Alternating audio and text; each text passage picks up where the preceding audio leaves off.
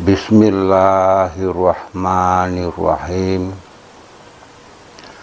Assalamualaikum warahmatullahi wabarakatuh. Salam sejahtera bagi seluruh alam. Semoga kita semua sehat selalu dan dalam lindungan Allah, Tuhan yang Maha Kuasa. Di kesempatan kali ini, saya akan membahas tentang diri Satrio Piningit yang sejati. Satrio Piningit adalah sosok yang sangat misterius,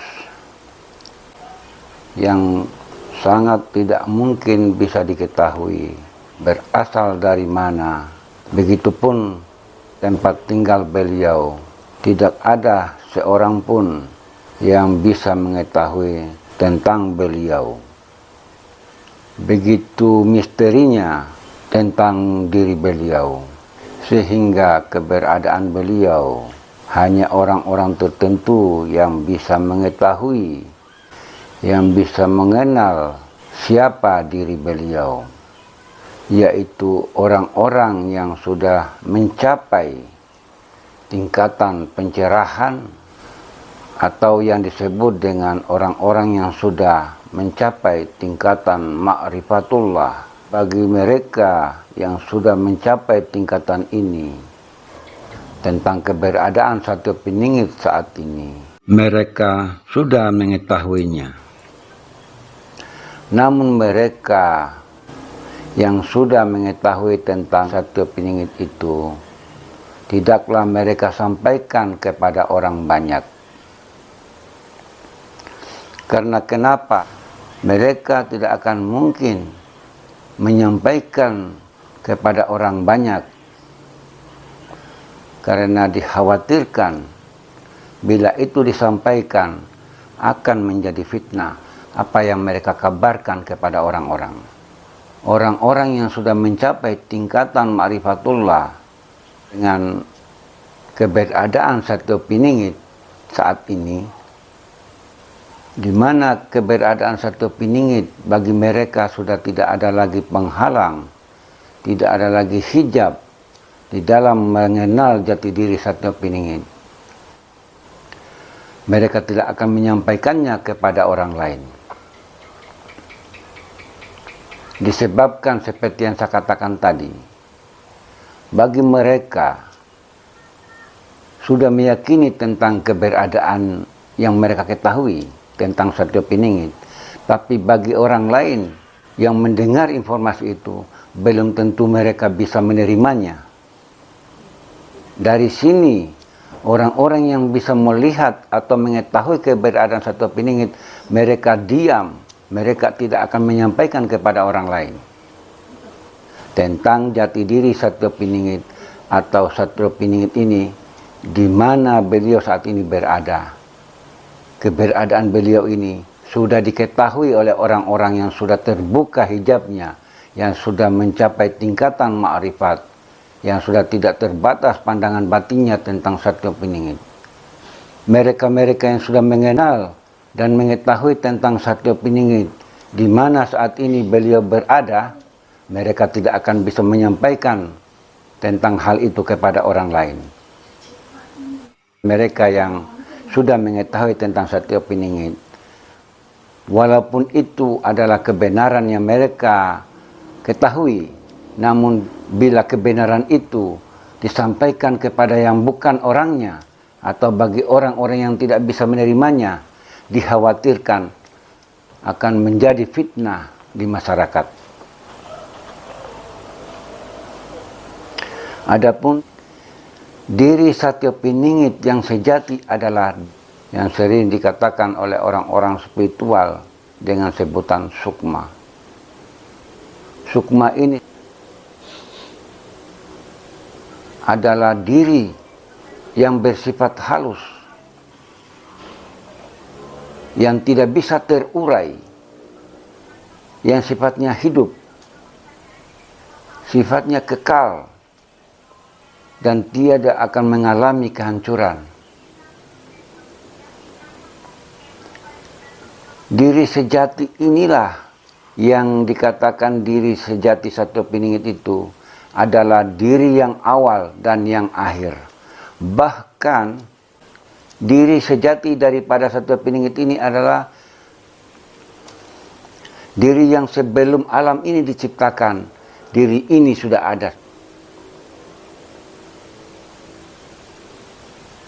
Sebelum alam semesta ini diadakan, diri sejati Satya Piningit ini sudah ada sebelum alam semesta ini diadakan. Boleh dikatakan bahwa diri sejati Satya Piningit ini adalah dialah yang awal dan dialah yang akhir. Itulah diri sejati Satya Piningit. Diri yang hakiki. Diri Satya Piningit yang sejati atau yang hakiki itu adalah diri yang hidup, diri yang kekal abadi, diri yang hidup selama-lamanya, diri di mana segala yang ada di alam jagat raya ini berasal dari diri yang hakiki. Bahkan diri hakiki Satya Piningit ini tidak memiliki nama. Diri yang tidak memiliki nama, artinya diri yang tidak punya nama. Inilah diri yang sebenar-benarnya diri Satya Piningit itu. Diri yang hakiki. Satya Piningit ini, mengapa beliau menjadi orang pilihan? Karena beliau ini adalah kekasih Allah yang akan menjadi walinya, yang akan mewakili dirinya di muka bumi ini untuk menjadi pemimpin akhir zaman yang akan membawa kehidupan dunia ini, yang akan mengajak manusia dan mengembalikan manusia kepada jalan yang lurus, yaitu jalan untuk mengenal diri dan mengenal Tuhannya sebagai pencipta alam semesta. Itulah tujuan daripada Satya Piningit diutus di muka bumi ini. Situasi dan kondisi saat ini yang dialami oleh manusia, di mana manusia saat ini sudah terlena dengan kemewahan duniawi, sudah sangat silau dengan keadaan dunia yang begitu menyilaukan.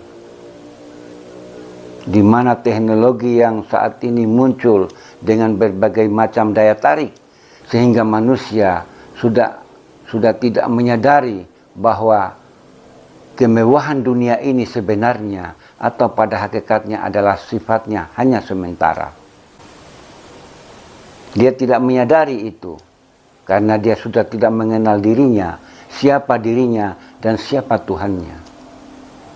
Maka untuk itu saudaraku, Satya Piningit diutus di muka bumi di akhir zaman ini dengan tujuan untuk mengembalikan manusia, untuk mengajak manusia agar manusia mengenal dirinya dan mengenal Tuhannya.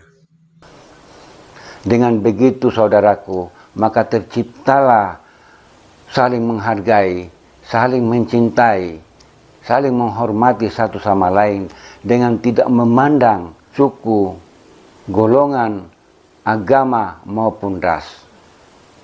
Selama manusia membeda-bedakan baik dari segi golongan, agama, suku maupun ras, maka ketentraman, kedamaian, kebahagiaan di dalam hidup bersama itu tidak akan mungkin bisa dicapai.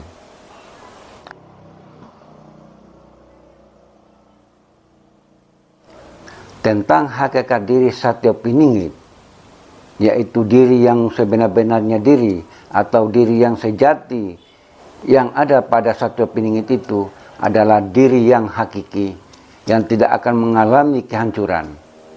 Dia kekal selama-lamanya. Kiranya semoga kita diberi kesehatan, semoga kita diberi kemudahan, semoga kita diberikan umur panjang, dijauhkan dari segala macam mara bahaya. Demikian, bila bermanfaat disimpan, dan bila tidak, lupakan. Karena kebenaran yang hakiki itu hanyalah milik Allah, Tuhan yang Maha Kuasa semata. Sekian, wassalamualaikum warahmatullahi wabarakatuh.